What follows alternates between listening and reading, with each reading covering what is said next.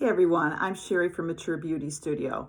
And if you're a mature woman looking for ways to do your eyeshadow, bring your eyes back to life, stay tuned. In this video, I'm going to give you some really easy tips and tricks. If you have mature eyes and you have some wrinkles, you have hooded eyes, you have eyebrows that are just disappearing, these are the things you're going to want to learn. Check it out.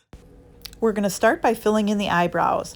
I'm simply using a little angled line brush and using a bit of my contour to define the shape of our eyebrows and make small little strokes to fill them in.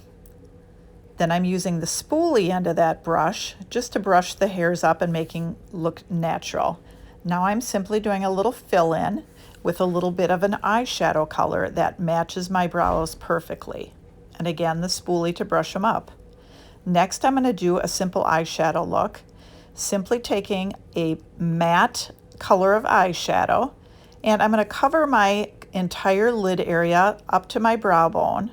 Then I'm going in with a little bit darker shade. This is going to be our transition color, and I'm going in my crease and above it because I have hooded eyes. Then I'm doing an inverted 7 in the corner with a darker shade. And that's going to lift our eyes up a bit. So for hooded eyes, this is a great way to add a little dimension. Now in the center, I'm using a little bit of shimmer. We always want to keep the lightness in the center and the dark on the outside.